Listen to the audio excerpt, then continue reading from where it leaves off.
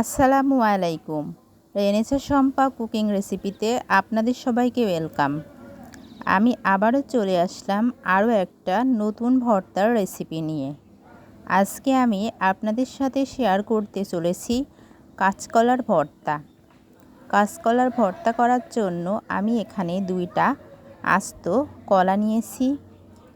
এই কলা 2টাকে প্রথমে আমি সিদ্ধ করে নেব। কিভাবে সিদ্ধ করব দেখুন। 1 বাটি পরিমাণ পানি দিয়ে নিচ্ছি। পানিটার মধ্যে কলা 2টা দিয়ে দেব। তারপর একটা ঢাকনা দিয়ে ঢেকে দেব। কলাটা সিদ্ধ হয়ে পানিটা পুরোপুরি শুকিয়ে আসা পর্যন্ত অপেক্ষা করব। ঢাকনা দিয়ে ঢেকে দিলাম।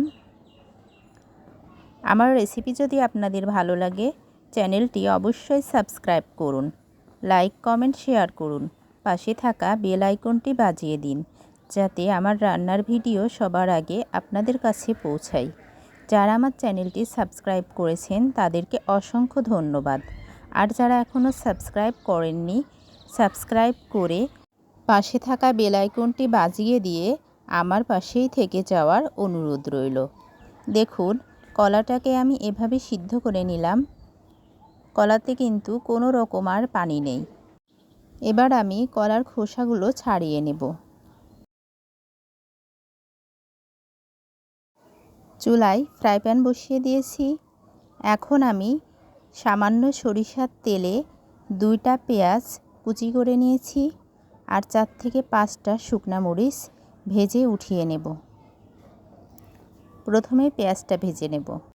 পেঁয়াজটা লাইট ব্রাউন কালার করে ভেজে উঠিয়ে রাখব। কাঁচকলা কিন্তু শরীরের জন্য খুবই উপকারী। এটা ওজন কমাতে সাহায্য করে, তাছাড়া উচ্চ রক্তচাপ নিয়ন্ত্রণ করে। এখন আমি শুকনা মরিচগুলোকে ডিপ ব্রাউন কালার করে ভেজে উঠিয়ে নেব। এবার আমি কিভাবে ভর্তাটা করব দেখুন। প্রথমে মরিচগুলোকে স্বাদমতো লবণ দিয়ে হাতের সাহায্যে খুব ভালোভাবে ভেঙে নেব। তারপর ভর্তাটা তৈরি করে নেব। আমি আপনাদের সাথে নিত্য নতুন ভর্তার রেসিপি শেয়ার করি। এই ভর্তার রেসিপিগুলো আপনাদের কাছে কেমন লাগছে অবশ্যই কমেন্ট বক্সে জানাবেন। আমি নিজে কিন্তু সব রকম ভর্তা খুবই পছন্দ করি। আর তাছাড়া ভিন্ন ভিন্নভাবে ভর্তা তৈরি করতেও পছন্দ করি, খেতেও পছন্দ করি। দুপুরের খাবারে যতই মাছ মাংস ডিম এগুলো থাকুক না কেন, প্রত্যেক দিন কিন্তু একটা করে ভর্তার রেসিপি আমার থাকাই চাই।